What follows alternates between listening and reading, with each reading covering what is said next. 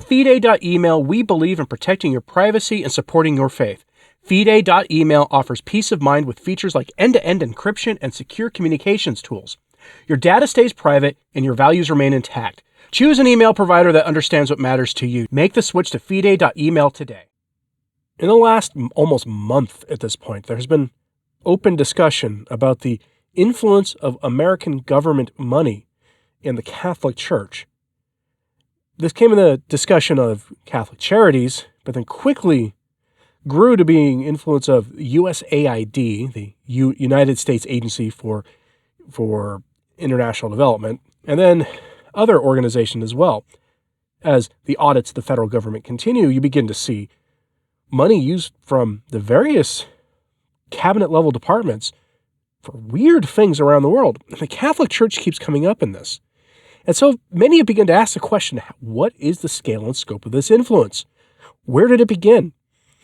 In a live stream a couple of weeks ago, I went over the history of U.S. partnership with the Vatican. It goes back to World War II at least, where certain intelligence agencies were working with the government in their battle in World War II, which on paper makes total sense that the two would be on the same side. Even in the early days of the Cold War, it makes sense for the two to be on the same side. But after the Cold War, that relationship continued. But something happened in the last 4 or 5 years where this partnership became more obvious, more direct, more overt. A document was released, or was found, that details how the Biden administration overtly partnered with the Holy See, directly partnered with them. This hasn't gotten enough attention. Let's remedy that. Go to Info Vaticana, a Spanish-language news site, for this headline. The United States and the Vatican, secret deals, funds, and a silent influence. Now, I might dispute that the influence of the U.S. government was all that silent. It's very rare that real money exchanges hands for a project of any kind, and the influence is silent, but we shall see. Now, the silence, you could also argue, comes from the Vatican. Can't have missed that during the Biden administration, Joe Biden, the super devout Catholic president, stood in opposition to Catholic morality at every single turn. On every conceivable issue, he stood against Catholic morality. And he never got corrected by the bishops. You would have a few of the better bishops, the kinds who like to write letters about Pope Francis, might say something about how his stance is on the sacrifice to Moloch of the most vulnerable, or him promoting the James Martin sin around the world. All that stuff was bad, but the ordinaries said almost nothing about him, or if they did, it was in the most vague terms possible. Which is why, in the last couple of weeks, I'm coming after the new president has been pretty rich. Especially last week when Francis's letter about J.D. Vance was released. There's hypocrisy at the heart of this. And we now know why. Unequivocally, we know why. Go to the details from the article, quote. The report titled Integrated Country Strategy Vatican details how the U.S. Embassy to the Holy See has established strategic agreements with the Vatican to promote the U.S. agenda in the international arena. Among the main objectives are the fight against the illicit moving of human beings, the defense of human rights, and mediation in international conflicts. However, behind these purposes, there is a strong economic investment and a strategy of diplomatic influence. One of the most striking details of the document is the budget allocated to the U.S. Embassy in the Vatican. According to the approved strategy, the U.S. government allocated $1.2 million annually to maintain its presence in the Holy See, in addition to a budget of $17,700 specifically for representation. The report also mentions a collaboration with Catholic organizations and NGOs linked to the Vatican, which receive significant funding from USAID, the United States Agency for International Development. Through these alliances, the United States seeks to channel resources towards strategic sectors such as humanitarian aid, immigration, and healthcare in key countries. Another prominent aspect of the strategy is the use of the Vatican's media machinery to amplify messages aligned with U.S. foreign policy. According to the document, the embassy maintains close relationships with journalists and media outlets that cover Vatican news, with the aim of countering disinformation from actors such as the Big Bear of the East and China. The strategy also seeks to use Pope Francis's image to legitimize policies on issues such as the thermometer problem and human rights. The Biden administration has identified the pontiff's stance on the environment as an opportunity to pressure governments and businesses into taking stricter measures against that problem. One of the most controversial points is the Vatican's relationship with countries that restrict religious freedom. While the Biden administration insists on the need for the Holy See to denounce abuses in countries such as China, the report acknowledges that the Vatican prefers neutrality and avoids direct confrontations with powerful governments. This raises questions about the extent to which Vatican diplomacy acts independently, or whether it responds to political interests disguised as humanitarian missions. The close collaboration between the U.S. and the Vatican highlights how the Catholic Church remains a key player in worldwide geopolitics.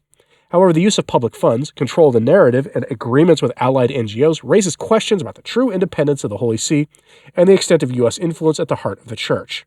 End quote. That article sounds like it was written a long time ago, but its published date was February 11th. We now know the relationship between the Holy See and the U.S. government was formal.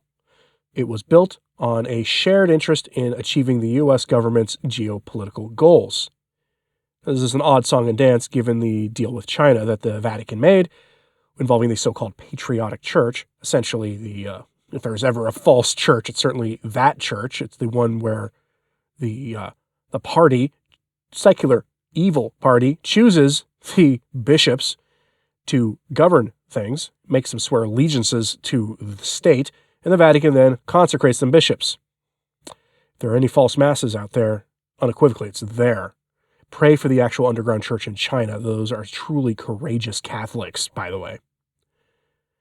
It's a weird song and dance between the Vatican on this, but it's an overt alliance with the U.S. government. The amount of money they were getting, it can't only be USAID. There are other federal departments, Health and Human Services, Defense, other departments that give money for international purposes. And when this information comes out, as this federal audit continues, know for sure that the strident voices demanding justice and all the rest of their nonsense, it's going to get heated, more heated than it already is. And what is going to happen to the church? How are Catholics going to have to deal with this? What are we going to face when our fellow countrymen are going to look at us like we are guilty of something? When it was unequivocal that the Vatican was using U.S. government money to promote essentially evil. I don't know what to tell you on that. Things make it rough for the church in America until we get a better pope, if that's even possible.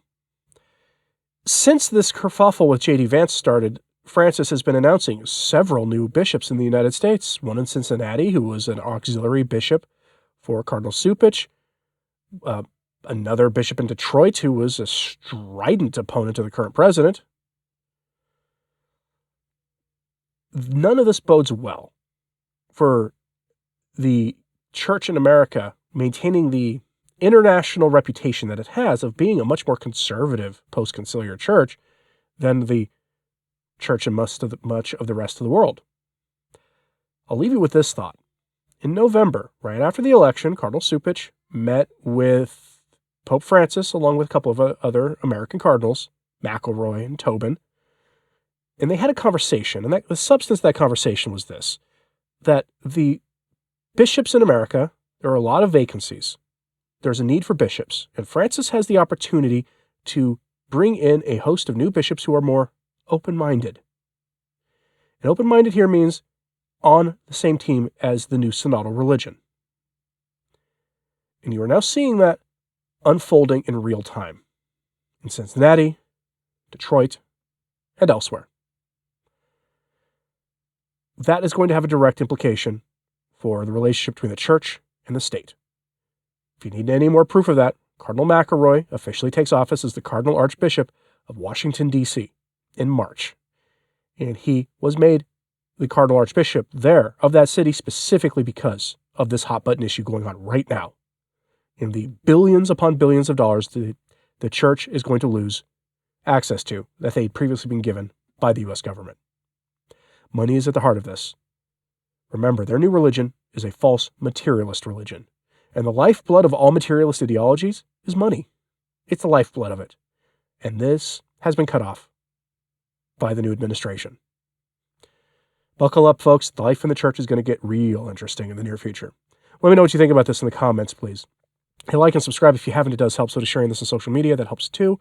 If you've ever thought about supporting the work of Return to Tradition, your support through Patreon, Subscribe Star, that join button, a few other options in the description box, all asked for by viewers, helps keep these daily messages coming and is greatly appreciated.